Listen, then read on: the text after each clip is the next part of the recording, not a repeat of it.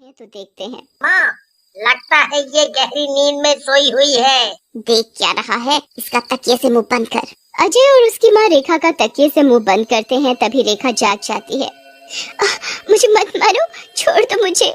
रेखा चिल्लाती है, तड़पती रहती है, पर अजय और उसकी माँ को रेखा पर जरा भी दया नहीं आती और रेखा तड़पती हुई मर जाती है। और कुछ दिनों बाद अजय की माँ अजय की शादी एक लड़की से कर देती है जिसका नाम अंजलि था, और वो अपनी बहू अंजलि को आशीर्वाद देती है। जल्दी से तू मुझे इस घर का चिराग दे दे, मुझे इस घर का वारिस चाहिए। अंजलि मुस्कुराते हुए कुछ नहीं कहती और अपने कमरे में चली जाती है तो देखती है कि उसके सामने एक चुड़ैल खड़ी है।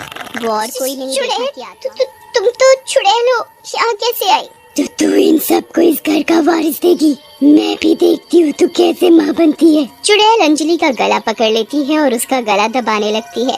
चुड़ैल के ऐसा करने से अंजलि की चीख निकल जाती है। बचाओ, मुझे बचाओ, ये मुझे मार डालेगी।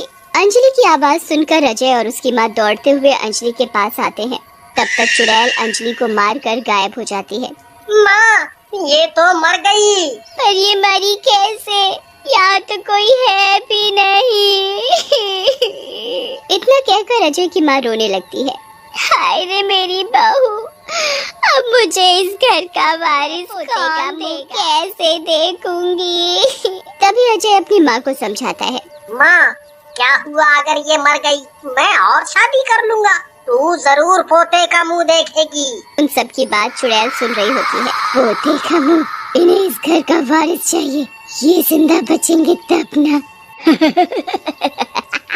ये कहकर वो जोर जोर से हंसने लगती है। और रात को अजय और उसकी माँ खाना खाकर अपने अपने कमरे में सोने चले जाते हैं। तभी चुड़ैल अजय की माँ के कमरे में जाती है और उसका गला दबाने लगती है।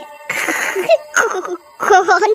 चुड़ैल तुम तो रेखा हो।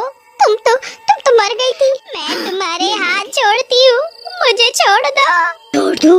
तुझे पोता चाहिए ना, मैं देती हूँ तुझे पोता।